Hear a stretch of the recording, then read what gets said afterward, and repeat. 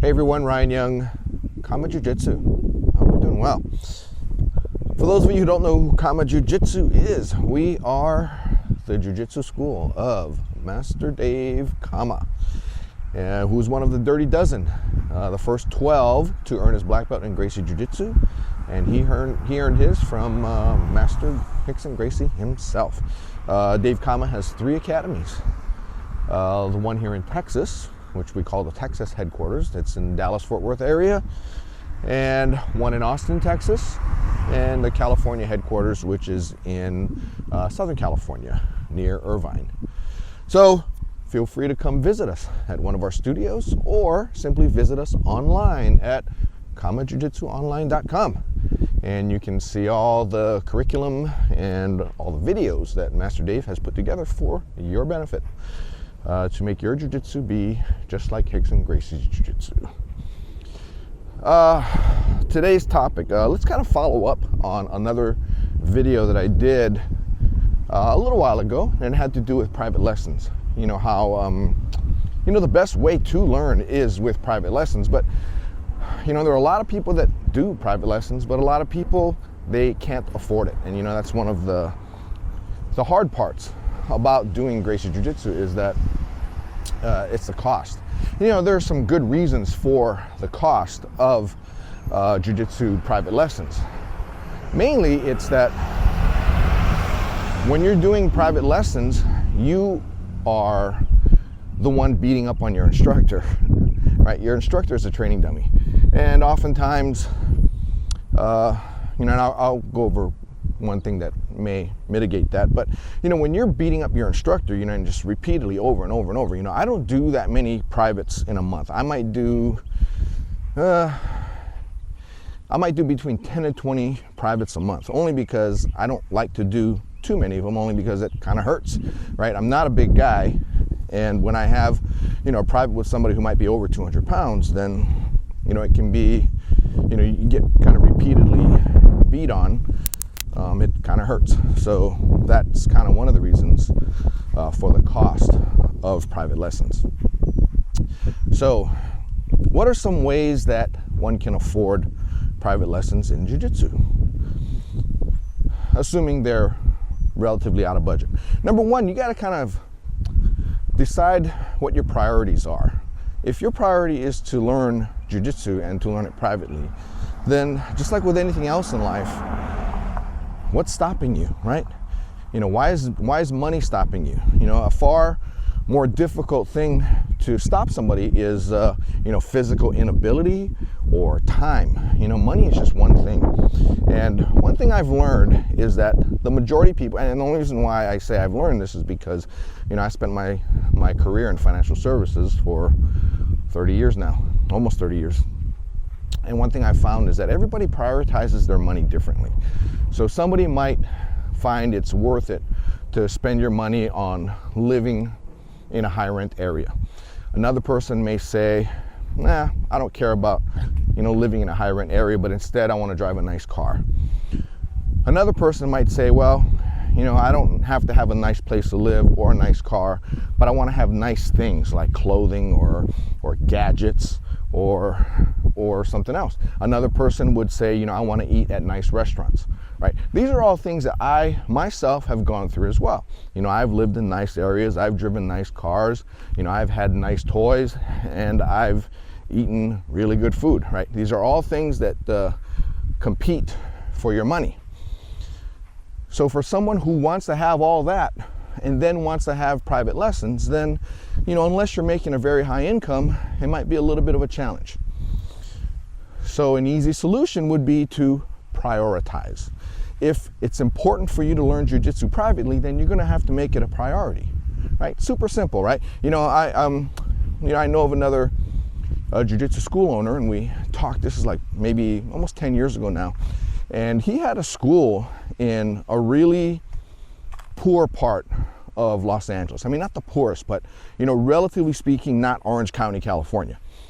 And his monthly memberships were over $200 a month, probably bordering on $250 a month. And he had 500 students. And I asked him, I said, how do you charge so much and still have so many students? And it was more like how do you make it work? And he told me, he goes, it's simple. He says, people spend their money on various things.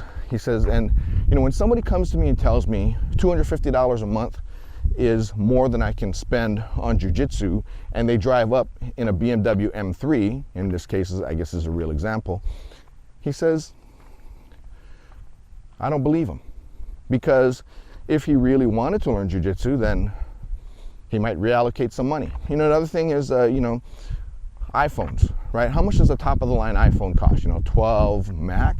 12 Pro Max with all the memory in it, probably like $1,200-1,300, right? So if you're one of those people that has a $1,200 iPhone and then you cry poor when it comes to taking privates, then it's not that you're poor. It's just your choices are making it so that you're competing for limited resources, meaning cash, with jiu-jitsu.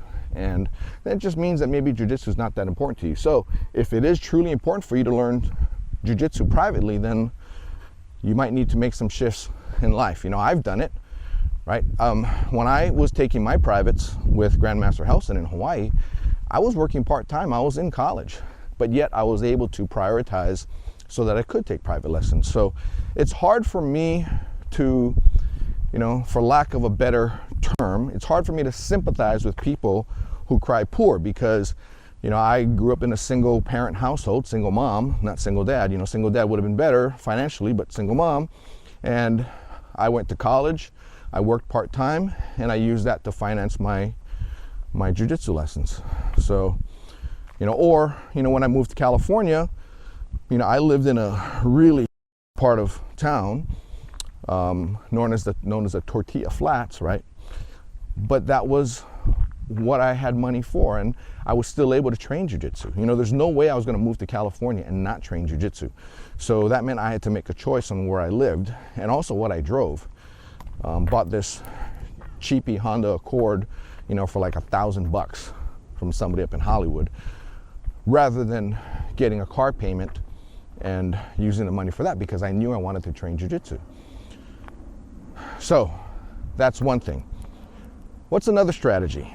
Another strategy would be if your school has a separate membership, but a monthly membership that would offer, say, a weekly private for a cheaper amount, because you're being taught by a junior instructor, not a full professor, right? The rate that like a Master Dave would teach you, for a private, is 3-4 times as much per hour as one of the junior instructors, or some of the junior instructors. So that's one thing to consider, right? Perhaps going with an instructor who's more of a junior instructor. So that's an option, right? Our instruction for our junior instructors starts as low as, what, $99? $89 or $99 an hour. That might be one way to do it. So one of the things that we have at Kama Jiu-Jitsu that some other schools also have is, monthly membership with 30-minute private lessons.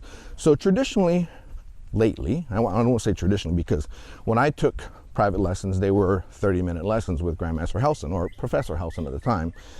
And, I learned something quick, and then I used it in class. So that's something you can do. Go for shorter private lessons and learn that way instead. You don't have to do a 60-minute private. You can't say 60 minutes or none, right? Better to have 30 minutes if your school offers it. And if they offer it in, say, a monthly membership, that might make it cheaper for you, because, if you do a one session at a time type rate, then you're going to pay a lot more. So if you can do it on a monthly one, you're going to have to pay a higher, monthly membership, but you're going to get the access to private memberships. You can do it that way. That would be good. You can also volunteer to do training dummy duties.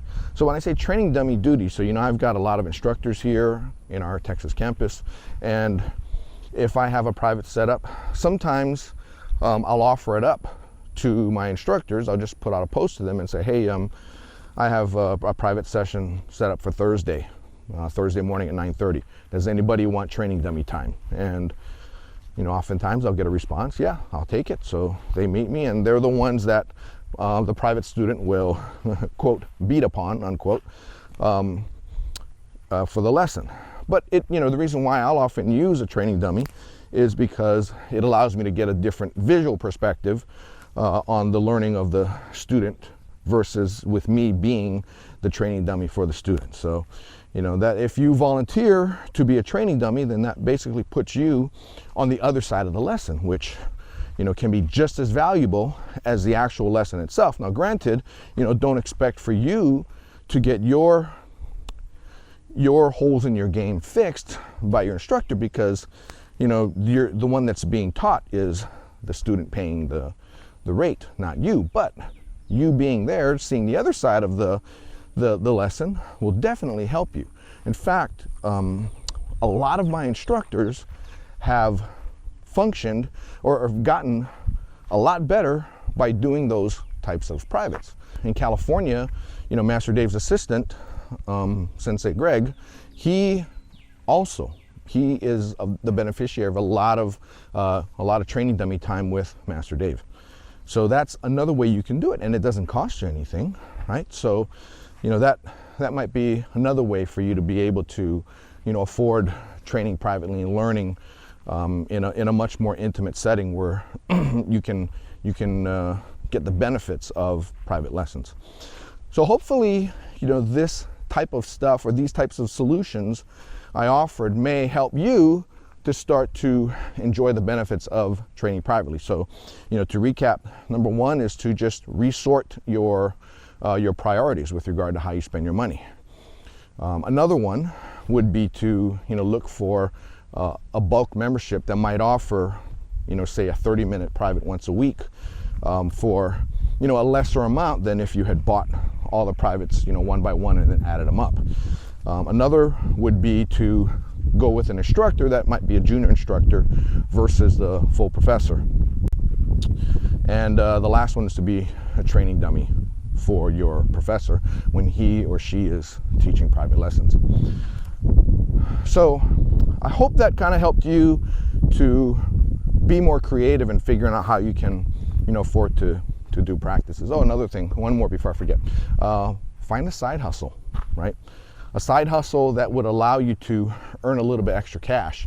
And one of the things, like if you saw my neighborhood on the other video, there's a lot of people who have relatively good sized yards, and some people do their own lawns just because they want to. Other people are much too busy to do it, so they pay someone to do it. And we pay, if we're going to pay somebody to do it, the going rate's about $50 for them to just mow your lawn and edge it. And if you have some time, then and you have a lawnmower and an edger, then you might want to just do that and do 4 of those a week, and that'll get you $200 a week, and that might pay for a private that you want with your professor. So anyway, just trying to give you some creative ideas to help you reap the benefits of training privately. So if you've made it this far in the video, please don't be shy. Go ahead and hit the like button if you liked it, or don't like if you don't. And then also share this video with someone who you think will benefit. We really appreciate it. It kind of helps get our videos seen when people like it, or also if you subscribe and share. So anyway, that's all I got for you. Take care. Happy training. Bye now.